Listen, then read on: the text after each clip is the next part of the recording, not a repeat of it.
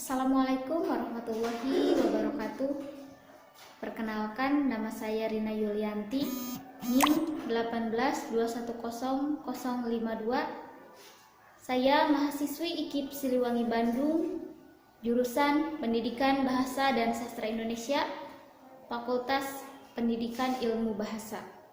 Pada kesempatan kali ini saya akan memperlihatkan dokumentasi KKN dari siklus 1 sampai dengan siklus 3, di mana KKN ini dilaksanakan di Desa Sukaluyu, Kecamatan Cikadu, Kabupaten Cianjur. Berikut dokumentasi video pelaksanaannya.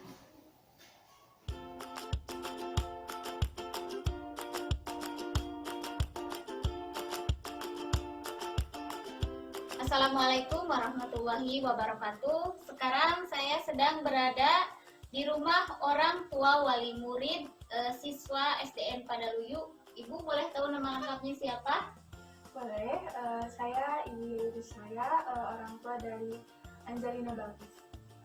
Angelina Balkis. Kalau boleh tahu Angelina Balkis itu kelas berapa Ibu? Baru kelas 1 SD. Kelas 1 SD di SD Padaluyu ya.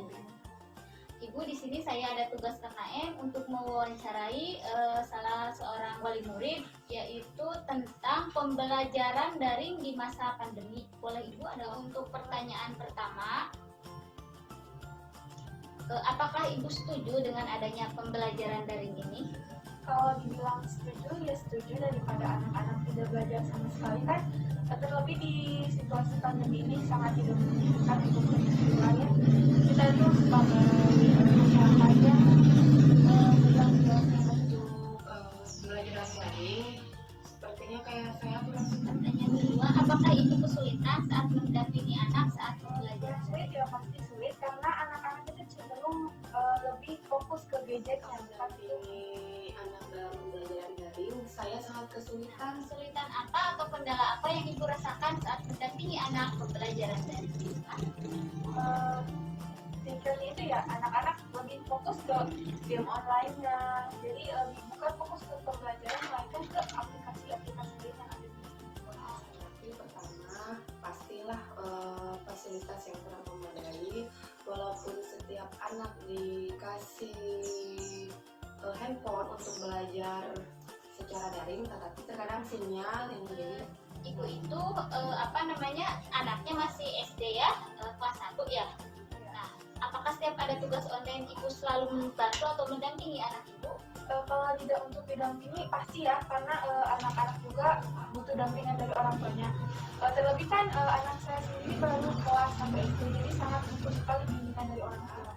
konsentrasi anak hanya bisa bertahan selama 10 menit. Selanjutnya anak-anak itu kurang konsentrasi dikarenakan karena mungkin kalau belajar di secara daring lewat handphone atau lewat Google Classroom, jadi mereka kadang ada yang malu melihat video mereka masing-masing dan banyak hal yang lain mengganggu pembelajaran daring, seperti selain sinyal, kadang teman-teman yang lain juga sering mengajak karena kan tidak semua anak-anak mempunyai handphone masing-masing.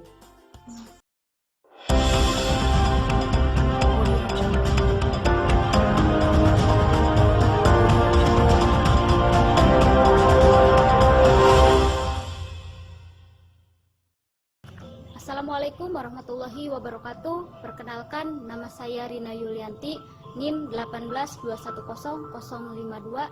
Saya mahasiswi IKIP Siliwangi Bandung, jurusan Pendidikan Bahasa dan Sastra Indonesia, Fakultas Pendidikan Bahasa. Pada kesempatan kali ini saya akan melaksanakan wawancara dan observasi kepada 2 sekolah untuk mewawancarai guru, di mana KKN ini dilaksanakan di Desa Sukaluyu, Kecamatan Cikadu, Kabupaten Cianjur. Berikut video pelaksanaannya. Sekarang saya sedang berada di salah satu sekolah, yaitu di Sekolah SMP Taruna Bakti Cikadu, di mana pada kesempatan kali ini saya akan mewawancarai terkait pembelajaran daring di masa pandemi. Di sebelah saya sudah ada guru SMP Taruna Bakti. Boleh tahu nama lengkapnya, Miss? Ya, saya Duli Susanti. Di sini saya mengajar mapel bahasa Inggris. Saya sudah mengajar sekitar 3 tahun di sekolah ini. Ya. Untuk pertanyaan pertama, apakah Mi setuju dengan adanya pembelajaran daring ini? Sebenarnya personally saya tidak setuju dengan adanya pembelajaran daring. Sebenarnya saya tidak setuju karena Memang dengan kondisi kita yang beberapa anak tidak memiliki HP. karena namanya di desa otomatis jaringannya kurang baik ya. Namun dikarenakan pandemi sampai saat ini juga masih belum berakhir, artinya pembelajaran daring ini menjadi satu-satunya metode atau cara atau opsi yang harus mau tidak mau harus kita jalani sesuai dengan aturan pemerintah. Iya. Jadi dalam hati mah tidak setuju ya, Mi. Ya, Tapi betul. mau gimana lagi, kondisinya sudah seperti ini ya. Ya betul. Nah, untuk yang kedua, apa saja tantangan sekolah dalam mendukung suksesnya pembelajaran daring ini? Kalau ditanya tentang tantangan sekolah ya, berdasarkan maksudnya berdasarkan argumen saya sebagai seorang guru, saya kira tantangan terbesar dari sekolah itu satu, sekolah harus bisa menjadi atau memfasilitasi belajar daring untuk siswa dan guru. Menurut saya karena di kampung ini tidak semua guru-gurunya pandai dalam menggunakan komputer atau HP. Kemudian sekolah juga harus menjadi kolaborator antara guru, siswa, dan juga wali murid. Kendalanya diantaranya bagi siswa pertama tidak semua orang tua mempunyai handphone Android. Kemudian yang ketiga, sekolah harus bisa memfasilitasi atau mendata ketersediaan kuota untuk memastikan ketersediaan kuota untuk peserta didiknya. Saya kira itu tantangan terbesar oleh sekolah. Mengenai kuota juga bermasalah karena tidak semua orang tua ekonominya di atas, tidak semua di atas rata-rata. Tantangan terbesarnya berarti di sini juga sinyal sangat berpengaruh. Ya, sangat. Karena memang daring ini kan dalam jaringan, jadi sinyal itu nomor satu.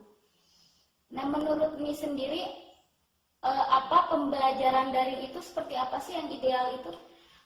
Pembelajaran daring yang ideal, yang pastinya ada guru, ada siswa, kemudian ada gadget, artinya harus difasilitasi dengan, nggak bisa dengan HP jadul gitu, harus memang HP pintar, dan juga metode pembelajaran yang variatif. Saya kira itu pembelajaran daring yang ideal.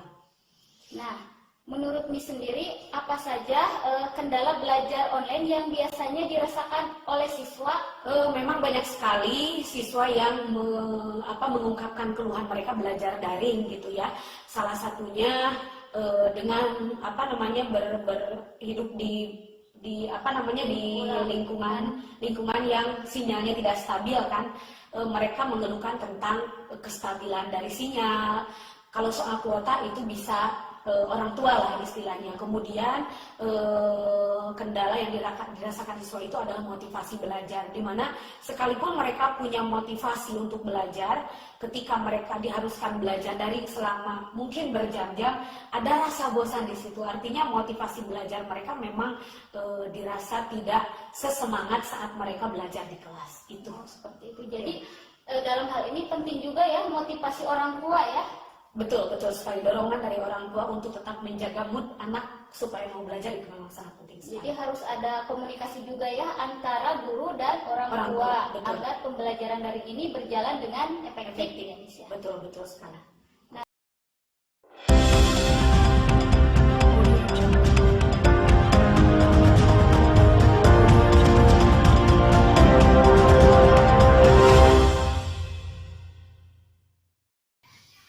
Assalamualaikum warahmatullahi wabarakatuh. Perkenalkan, nama saya Rena Yulianti, NIM 1821052. Saya mahasiswi IKIP Siliwangi Bandung, jurusan Pendidikan Bahasa dan Sastra Indonesia, Fakultas Ilmu Pendidikan Bahasa. Pada kesempatan kali ini saya akan melaksanakan KKN Siklus 3 yang berfokus pada kegiatan kewirausahaan di tengah masyarakat dengan sasaran dua pengusaha mikro dan menengah, di mana KKN ini dilaksanakan di Desa Sukaluyu, Kecamatan Cikadu, Kabupaten Cianjur. Berikut video pelaksanaan. Assalamualaikum warahmatullahi wabarakatuh.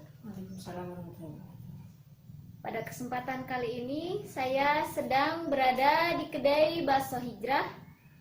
Di sini sudah ada narasumber saya yaitu Ibu Siti Aisyah selaku pemilik kedai bakso. Kali ini saya sedang berada di toko Bapak Guldankom. Bapak Guldankom ini adalah salah satu pemilik fotokopi dan juga penjual APK. Bu, ini kan saat ini musim pandemi ya Bu ya, banyak orang yang terkena dampak, baik itu penjual, sekolah, dan banyak masyarakat yang terkena dampak pandemi seperti ini ya Bu ya. Nah untuk di bakso Hijrah ini pasti juga banyak dampaknya ya Bu ya. Sebelum saya bertanya terkait dampak penjualan di bakso Hijrah, saya ingin mengetahui Bu apa sejarah didirikannya bakso Hijrah. Karena memang awalnya saya tidak ada niatan untuk membuka kedai bakso Hijrah gitu Bu ya. Jadi dulu itu saya coba-coba bikin bakso, itu tutorial dari YouTube gitu.